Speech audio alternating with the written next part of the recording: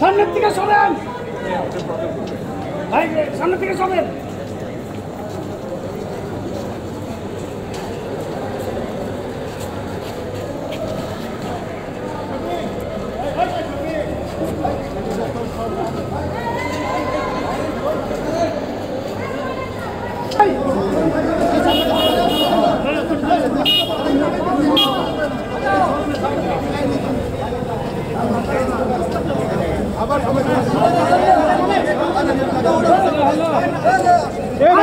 আরে ভাই, আপনি চাপেন না ভাই, আপনার সামনে কেন?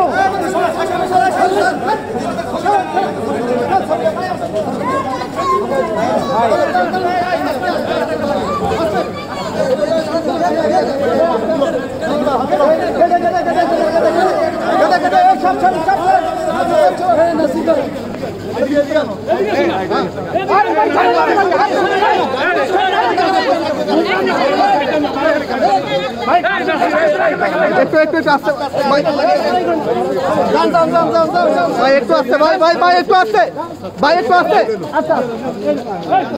এই মামলায় বিএনপির মহানগর বিএনপির আহ্বায়ক জনাব সাইফুল ইসলাম লিটন এবং বিএনপির মহানগর দক্ষিণের আহ্বায়ক জনাব রকিবুল আলম মজনু এবং আমাদের বিএনপি চেয়ারপারসন বেগম খালেদা জিয়ার বিশেষ সহকারী জনাব শামসুল ইসলাম সুমন, অ্যাডভোকেট শামসুল ইসলাম শামসুর রহমান শিমুল বিশ্বাস এবং সাবেক এমপি বিএনপির কোষাধ্যক্ষ এম রাশিদুজ্জামান মিল্লাত সহ 7 জনকে এই মামলায় সাসপেক্টেড আসামি হিসাবে উপস্থাপন করা হয় এবং সঙ্গে সঙ্গে তাদের বিরুদ্ধে 10 দিনের রিমান্ড প্রার্থনা করা হয়। আমরা আদালতকে বলেছি যে এই আসামিদেরকে প্রায় 3 দিন পূর্বে তাদেরকে অ্যারেস্ট করা হয়েছে, বাসা থেকে তুলে নেওয়া হয়েছে এবং তারা ডিবি কার্যালয়ে ছিল, সেখানে তাদেরকে চরমভাবে জিজ্ঞাসাবাদ করা হয়েছে। তাহলে আজকে আবার তাদের জন্য নতুন করে রিমান্ডের প্রয়োজন এবং আমরা বলছি যে তারা তো এজাহারভুক্ত আসামি না এবং তারা সন্দিগ্ধ আসামি এবং একজন সন্দিগ্ধ আসামি, সাসপেক্টেড আসামি একটা এজাহারের বিষয় কখনো বলতে পারে না। এটা বলতে পারে এজাহারে যদি কেউ থাকে তাদেরকে, তাহলে আপনারা এজাহারে মুক্ত কোনো আসামিকে আপনারা অ্যারেস্ট না করে সেখানে সন্দিগ্ধ আসামি থেকে আপনারা মামলা তথ্য দিতে চান, এটা এখানে আইনের ব্যর্থতা ঘটিয়ে তারা এই রিমান্ড পিটিশন দাখিল করেছে। এবং আমরা বলেছি যে বাংলাদেশ জাতীয়তাবাদী দল বিএনপি নৈতিকভাবে যেহেতু ছাত্রদেরকে পাখির মতো গুলি করে হত্যা করা হয়েছে, এই জন্য তাদের এই দাবির প্রতি আমরা সমর্থন দিয়েছি এবং আমরা হত্যা যেন না হয় সেই জন্য আমরা সরকারের আমরা আবেদন করেছি।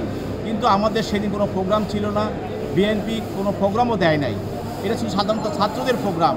ছাত্র জনতা এক হয়ে তারা আন্দোলন সংগ্রাম করেছে, বিএনপি নৈতিকভাবে আমরা সমর্থন দিয়েছি। কিন্তু দেখা গেল যে এখন বিএনপি নেতাদেরকে পাইকারি হারে তাদেরকে অ্যারেস্ট করে জনগণের দৃষ্টি বা বিশ্বের দৃষ্টি বিএনপির প্রতি দেখানোর জন্য সরকার মিথ্যা মামলা দিয়ে এবং এজাহারে নাম না দিয়ে সাসপেক্টেড হিসাবে সন্দেহমুক্ত আসামি হিসাবে তাদেরকে আজকে এই মামলা কোর্টে পাঠানো হচ্ছে।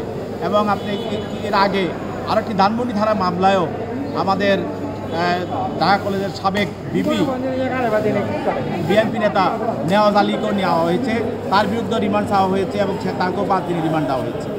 আদালত আমাদের জামিন আবেদন নামঞ্জুর করেছেন এবং তাদেরকে প্রত্যেককে তাদের বিরুদ্ধে 5 দিনের রিমান্ড মঞ্জুর করেছেন। এটা আমরা বলেছি এটা একটা অন্যায় রিমান্ড মঞ্জুর, তার কারণ তাদের বিরুদ্ধে এজাহারে বা ফরওয়ার্ডিংয়ে কোনো ধরনের কিছু বন্দনা নাই এবং তারা কিছু করেছে এমন কিছু এখানে নাই। অতএব এই আদালতের এই রিমান্ড আদেশটা সম্পূর্ণ বেআইনি এবং এটা আইনের পক্ষপাতযোগ্য। এটা কোন থানার মামলা যে 5 দিনের রিমান্ড? বনানী থানা। এজাহারের নাম নেই। এজাহারের নাম আমি